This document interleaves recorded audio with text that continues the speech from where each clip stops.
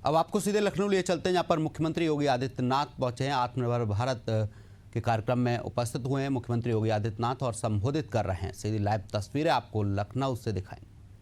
जहाजों से के निर्माण को लेकर के और एक फाउंटेन पेन से लेकर के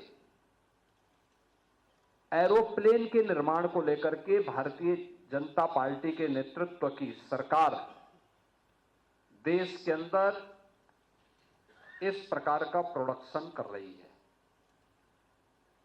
इसलिए स्वदेशी की इस अवधारणा को विराट और व्यापक रूप दिया है आदरणीय प्रधानमंत्री जी ने।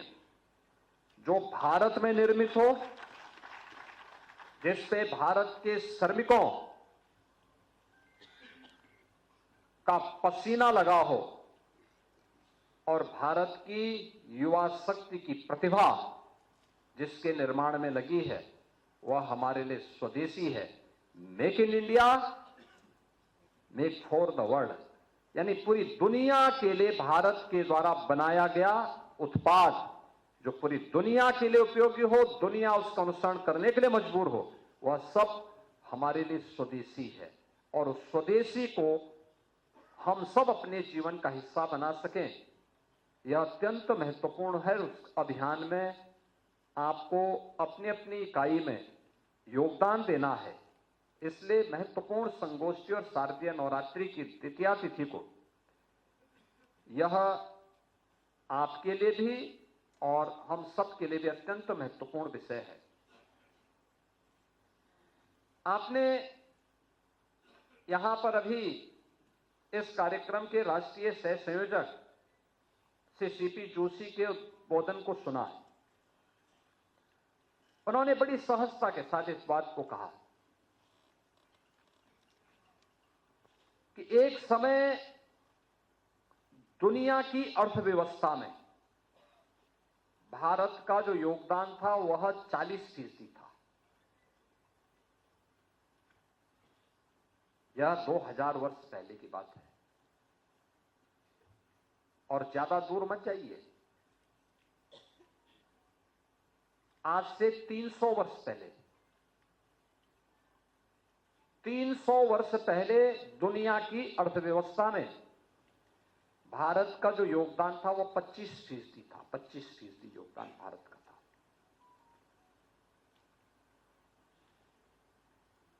उद्योगों से उत्पादन में भारत का, यानी औद्योगिकीकरण में जो उत्पादन होता था, वो उसमें भारत का योगदान नंबर 1 पर था। 25% का योगदान अकेले भारत का हुआ करता था। भारत का मतलब आज का भारत, पाकिस्तान और बांग्लादेश, जिसको आप बृहत्तर भारत कहते हैं।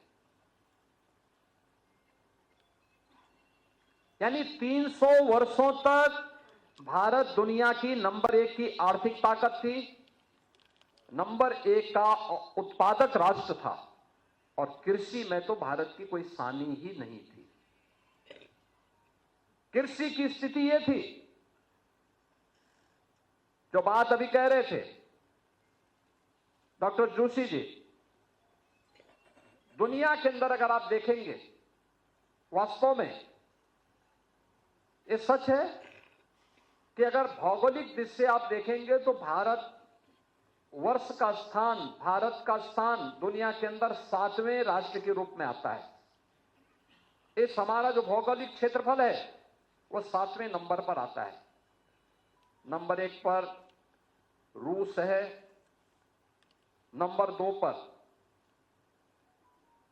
चीन आता है, नंबर 3 पर अमेरिका आता है,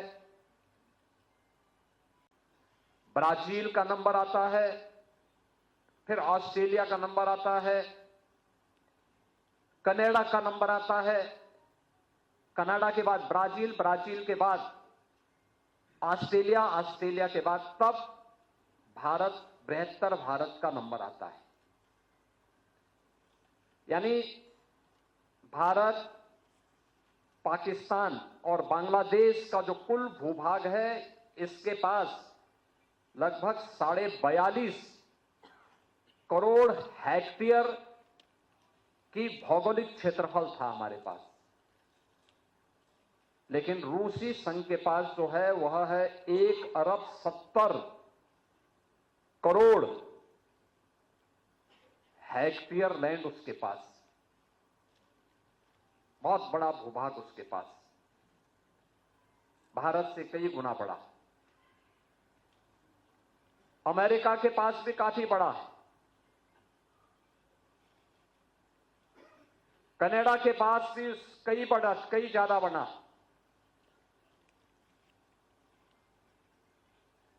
ब्राजील के पास भी, चीन के पास भी, लेकिन भौगोलिक दृष्टि से सभी भारत से बहुत बड़े हैं। लेकिन अगर कृषि योग्य भूमि की दृष्टि से देखेंगे तो दुनिया के अंदर जितनी भूमि है इन देशों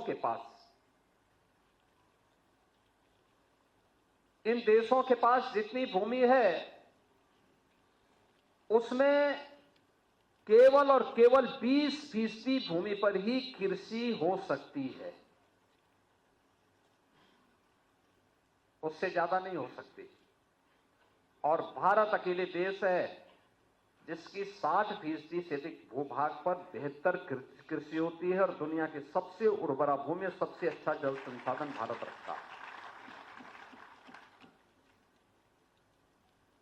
एक नहीं कई फसलें भारत ले सकता है और भारत लेता था।